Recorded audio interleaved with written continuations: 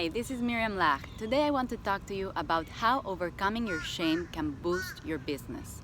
So I have been in business for many years, from an ice cream shop to a yoga studio to a yacht brokerage company and currently my own coaching business. And I know for a fact that the most important skill someone needs to know in order to be successful in their business is sales. So why are so many people afraid or reluctant to sell? Many business owners choose to hire someone else to do the selling for them, and as long as a business owner is not skillful in selling himself, he won't have the same results as business owners that know how to sell. So the reason I'm talking about sales is because this is where people's shame come up a lot. When you are selling, you are getting many more no's than you get yeses. And when people get rejected for a sale, they might take it personally, and their shame can make it much harder for them to bounce back up and make the next sales call or talk to the next person. So what is shame?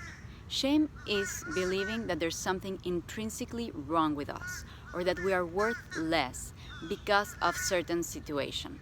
There's a really good book called Mindset by Carol Dweck, and she compares people with a fixed mindset and a growth mindset. People with a fixed mindset will define themselves for their results, versus people with a growth mindset who believe that they are able to learn new skills and to become better at what they do. So people who have a lot of shame will probably be in a fixed mindset. For example, you may believe that you either are smart or you're not smart. You either are good at sports or you're not as good at sports. You either are successful or you're not successful. And every time that you are working towards your goals and you get rejected, your shame will come up and say, look at that, you are not good at selling. It's very difficult to make sales, right? So making all these assumptions makes people with a fixed mindset stress out a lot more about their work and quit on themselves more easily. In her book, Carol gives many examples of people with a growth mindset that were told that they were not good at a certain sport because they weren't talented or their body wasn't the right type. And they decide to practice, to work hard, to become better, and they end up being the best. So it's very inspiring to see what humans are able to achieve. And if we are aware of our unlimited nature and we know that our shame is not who we really are, then we can reach for the stars. I guess you can imagine how that would translate in your business, right? If you know that you are able to grow, that you're able to learn, and that your current results have nothing to do with your worth as a human being, you will have much more energy to pursue them, and you will set higher goals for yourself. You will believe that you are able to do much more. In order to overcome our shame, the first thing we need to do is identify it. This can be challenging for many people because most people have never been taught how to deal with their emotions. So it can be scary to feel what's going on and to even look inside. So if you don't have identified your shame yet, some things you can start doing to be more in touch with your feelings and to listen to what's going on inside of you are journaling, just writing down whatever's going on in your life and how you feel about it, working out by yourself, getting used to being alone and feeling your body, and breathing exercises, which will help you release energy that has been held in your body from many years of unexpressed emotions, and meditation, which will help you to calm down your mind and be more in your heart.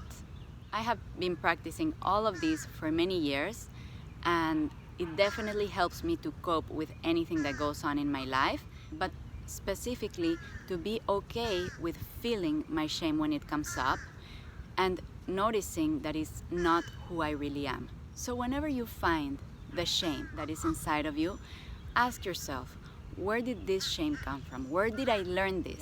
Human beings are not born with shame. It has been taught to us. So ask yourself where that came from, if it reminds you of certain feelings from when you were little.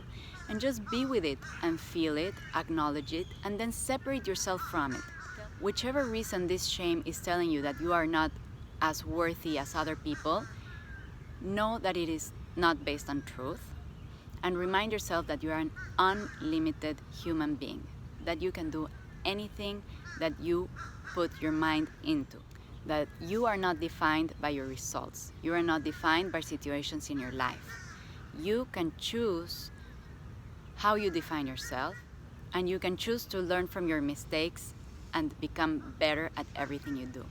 If you can learn how to deal with your shame when it comes up in any area of your life, it will help you so much in your business, in sales, as I mentioned before, but also it will help you to be more persistent and not even consider the idea of quitting.